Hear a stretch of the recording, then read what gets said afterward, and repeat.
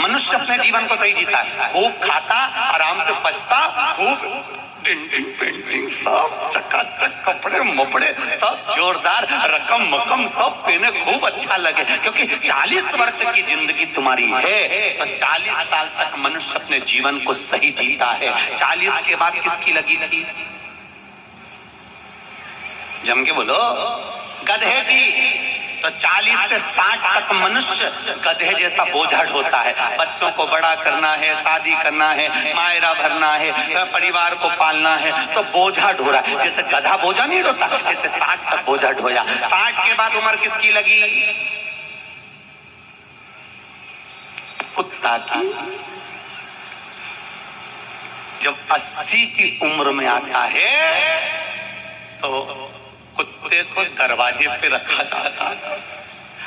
जब तुम्हारी 80 की उम्र होगी तो घर के लोग कुर्सी डाल के, खटिया, पलंग दरवाजे के पास हॉल में बिठा देंगे, वहीं बैठे, और रोटी भी दरवाजे के पास, चाय भी दरवाजे के पास, क्योंकि कुत्ते को अंदर परमिशन नहीं है।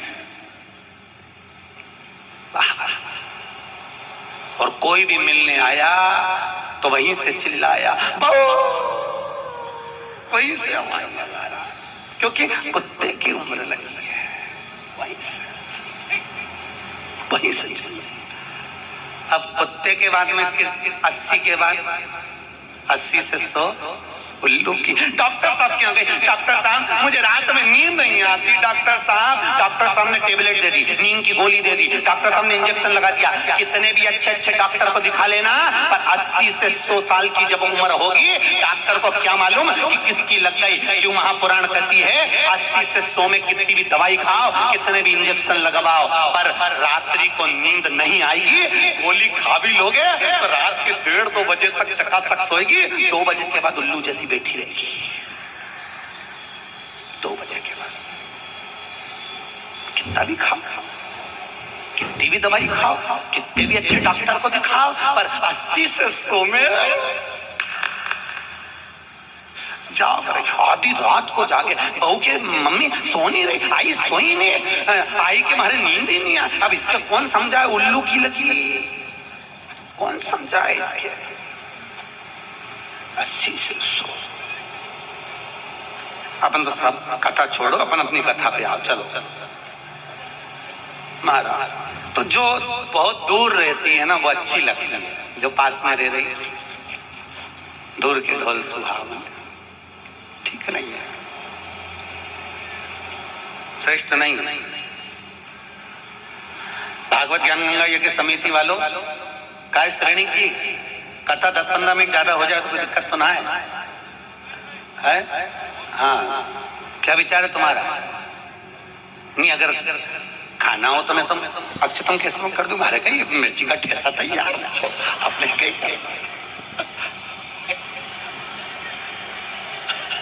नमकीन चावल आज तो खूब चकनिता। अगला प्रश्न है, तो ये प्रदक्षिणा का प्रश्न। अगला प्रश्न,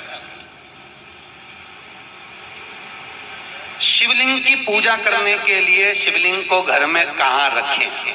जहां तुम्हारी मर्जी हो। अब ये तो भगवान शंकर को पूजा घर में रखो ना, जहां पूजन होती है, जहां देवता बैठा हुआ वहां रखो।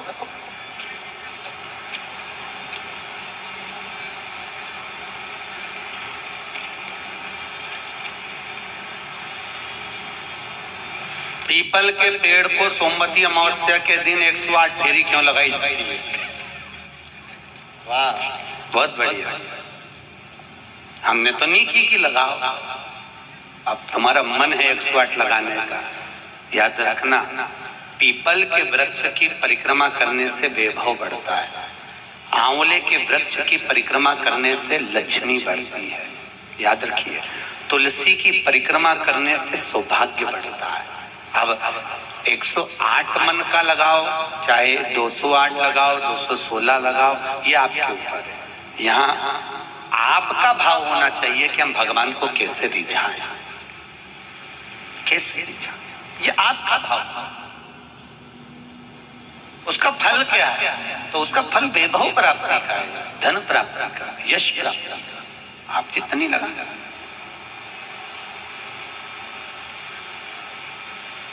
ऋषभदेव जी के पुत्र श्री भरत जी महाराज अपनी योनि से छूटे तो हिरण की योनि में गए। हिरण की योनि पाने के बाद श्री ऋषभदेव जी के पुत्र जो भरत जी थे, हिरण की योनि में आने के बाद में, हिरण की योनि पाने के बाद भरत जी को लगा कि मैं इस हिरण की योनि में पड़ गया हूं, इससे मुक्ति कैसे मिलेगी? तो हिरण की योनि में आने के बाद भरत जी महाराज पीपल के वृक्ष के नीचे जो संत बैठे हुए थे उनकी 108 परिक्रमा करते थे हिरण की योनि में। तो हिरण की योनि के 108 परिक्रमा कर रहे थे। उस दिन थी सोमती अमावस्या का दिन, जिस दिन हिरण की योनि से परिक्रमा करते करते भरत जी महाराज छूट गए थे और वापिस मनुष्य की योनि में आ गए थे। ये 108 परिक्रमा का फल है। ऋषभ जी के पुत्र हिरण की योनि से छूटकर परमात्मा की भक्ति को मनुष्य देह मिल गए। शायद हो सकता है हम मानव की देह में हैं और मनुष्य की देह में आकर अगर हम भगवान की 108 परिक्रमा लगाते हैं, हम भगवान का भजन करते हैं, 108 परिक्रमा के अंतर्गत हम डूबे रहते हैं, तो हो सकता है मनुष्य की योनि से छूटकर हम देव योनि में चले जाए, भगवान की परास प्राप्त हो जाए। तो शास्त्र कह रहा है अंजना माता गौतम बाबा से कहने पर शंकर की आराधना कर रही है। और आराधना करी माता अंजना ने, शिव जी की आराधना करी, शंकर की जब आराधना करी, शंकर का अभिषेक करा, भगवान भूत भावन प्रसन्न हो गए और शंकर भगवान ने उसी समय माता अंजना को वर प्रदान करा, तो चिंता मत कर, तेरे घर में पुत्र होगा। पुत्र, तो क्यों चिंता कर?